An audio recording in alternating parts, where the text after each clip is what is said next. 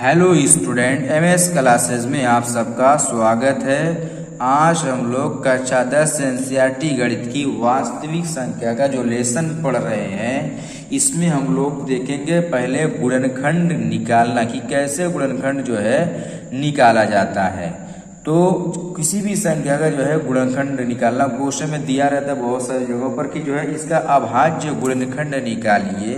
तो हम लोग इसका जो है इसमें गुणनखंड निकालना देखेंगे कैसे जो है किसी संख्या का जो है गुणनखंड निकाला जाता है। जैसे अगर हम पहले क्वेश्चन की अगर बात करें, यहाँ पर देखिए, अगर हम जो है पहला क्वेश्चन लिखें कितना, चलो पहला क्वेश्चन मान लिया हमने ले लिया 16 ले लिया और क्वेश्चन करें कि इसका जो है अभाज्य गुणनखंड बताइए। तो पहले क्वेश्चन का हम लोग अभाज्य गुणनखंड निकालेंगे। तो सबसे पहले हम लोग करेंगे क्या कि 16 को इस तरीके से जो है ऐसे बना लेंगे और इससे भाग देंगे इसमें।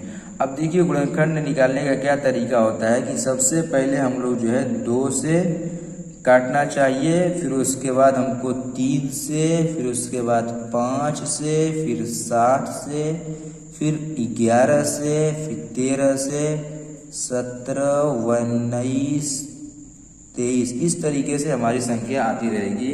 तो हमारा जो है 10 तक में इतना ही है। तो इस प्रकार से हम लोग जो है सबसे पहले छोटी संख्या से इसको काटेंगे। तो सबसे छोटी संख्या से इसको जब हम काटेंगे कितने से, 2 से। तो हम जानते हैं जब 2 से काटेंगे तो ये हमारा 8 बार में कट जाएगा, 2 8 16। फिर हम लोग जो है इसको फिर 2 से काटेंगे तो हमारा ये मिल जाएगा 2 चौको 8। फिर हम लोग इसको 2 से काटेंगे तो 2 दूनी 4। फिर हम लोग इसको 2 से काटेंगे 2 एकम 2। यानी हम लोग क्या लिख लेंगे, 16 को क्या लिख सकते हैं कि 2 गुणे 2 गुणे 2 गुणे 2, ये हमारा हो जाएगा। ये देखिए 1 2 3 4 5, देखिए यहाँ कितना 1 2 3 4, यानी ये वाला हमारा नहीं रहेगा। तो ये हमारा, इसको हम क्या लिख सकते हैं, 2 की घात 4 भी लिख सकते हैं। ये हमारा क्या है, 16 का अभाज्य गुणनखंड है।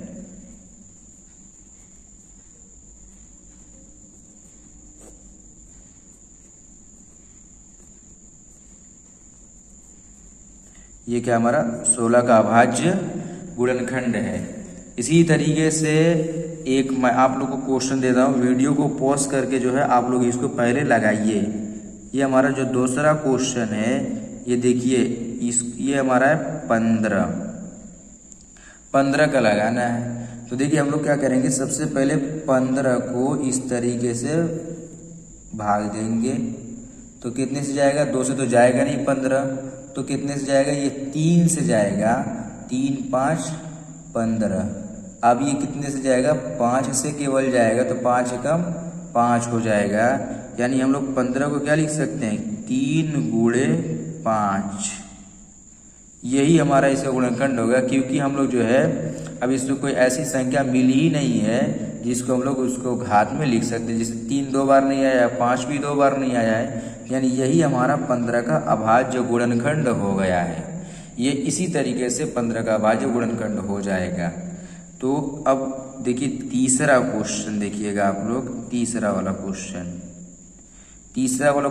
मैंने दिया 30 ले लो। 30 को जो है हम लोग को गुणनखंड निकालना है। तो 30 का क्या करेंगे हम लोग, देखिए सबसे पहले इसको हम लोग इस तरीके से भाग देंगे। कितने से, सबसे पहले 2 से। अगर 2 से भाग नहीं जाएगा तब 3 से करेंगे। 3 से जब नहीं जाएगा तो 5 से तब देखेंगे। तो देखो यहाँ पर 2 से भाग जा रहा है कि नहीं जा रहा है, 30 जो है 2 से कटेगा, 2 एकम 2, और यहाँ पर कितना बचेगा हमारा, 1 बचेगा। तो कितना जाएगा, 10, 2 पंजे 10। अभी हमारा कितने से कट रहा है, 15, 2 से तो कटेगा नहीं, तो ये हमारा कितना है, 3 से कटेगा। तो यहाँ पर 3 5 15। फिर अब ये देखिए 5 कितने से कटेगा, केवल 5 से ही कट सकता है। यानी 30 का जो हमारा अभाज्य गुणनखंड मिला है 2 गुणे 3 गुणे 5। ये इस तरीके से इसका अभाज्य गुणनखंड हम लोग जो है लिख सकते हैं। इसी तरीके से एक क्वेश्चन मैं आप लोग को और दे रहा हूँ करने के लिए। ये हमारा है चौथा क्वेश्चन में मैं ले ले रहा हूँ 44। 44 लिया। अब इसको हम लोग क्या करेंगे, 44 को इस तरीके से लिखेंगे और जो है हम लोग इसको क्या करेंगे, 2 से पहले भाग देंगे। 2 दूनी 4, फिर 2 दूनी 4। सबसे पहले यहाँ पे देखिए हमने बताया कि सबसे पहले सबसे छोटी संख्या 2 से भाग देना है, फिर 3 से, फिर 5 से, फिर 7 से। तो यहाँ पर हमारा 44 जो है 2 से कट रहा है, तो सबसे पहले इसको हम लोग जो है 2 से ही भाग देंगे। अभी भी 2 से कट रहा है तो फिर इसको 2 से हम लोग भाग देंगे। 2 एकम 2, 2 एकम 2। अब देखिए 2 से भाग नहीं जा रहा है, 11 में 3 से भी भाग नहीं जाएगा, 5 से भी नहीं जाएगा, 7 से भी नहीं जाएगा, तो हम लोग क्या करेंगे 11 से ही भाग जाएगा केवल।